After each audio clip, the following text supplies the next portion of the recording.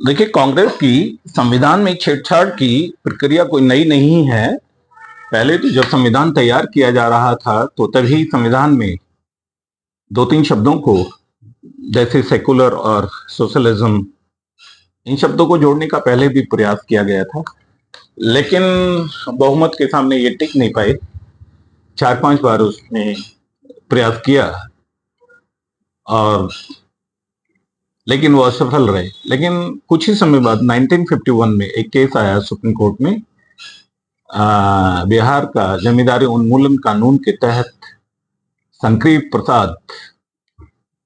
बनाम बिहार सरकार और यूनियन गवर्नमेंट,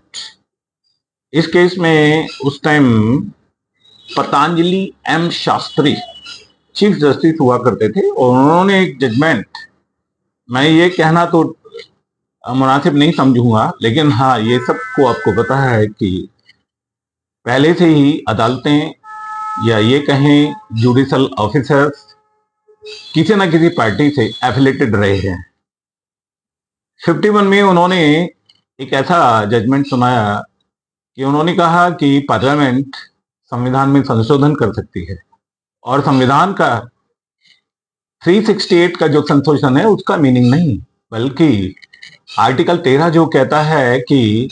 कोई ऐसा कानून नहीं बनाया जाए कि जो संविधान के किसी आर्टिकल को सुपरसीड करे, उसको वायलेट करे। लेकिन 51 में शंकरी प्रसाद बनाम बिहार सरकार और यूनियन गवर्नमेंट, इसमें जस्टिस शास्त्री ने ये जजमेंट दिया। इसके बाद 65 में सज्जन सिंह बनाम राजस्थान सरकार, उसमें भी सुब्बाराव जी ने यही सेम जजमेंट को दोहराया कि संसद चाहे तो बहुमत से, 2/3 बहुमत से फंडामेंटल राइट्स या जो संविधान का भाग 4 है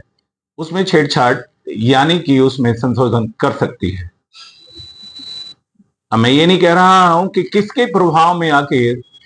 सुप्रीम कोर्ट ने ऐसा कहा, लेकिन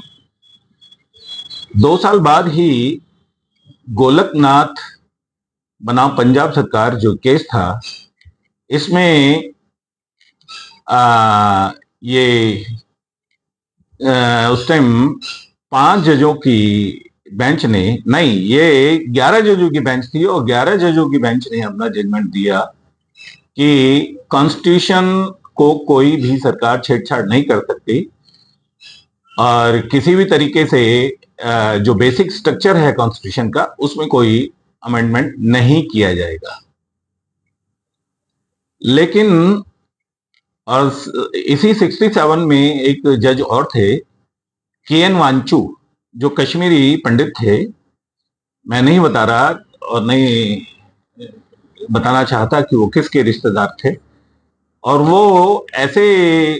चीफ जस्टिस भी रहे 67 में, चीफ जस्टिस ऑफ इंडिया। आप गूगल कर सकते हैं, देख सकते हैं कहीं भी, के.एन. वांचू साहब, जस्टिस के.एन. वांचू जो चीफ जस्टिस ऑफ इंडिया रहे, जिन्होंने लॉ ही नहीं किया कभी, एलएलबी थे ही नहीं,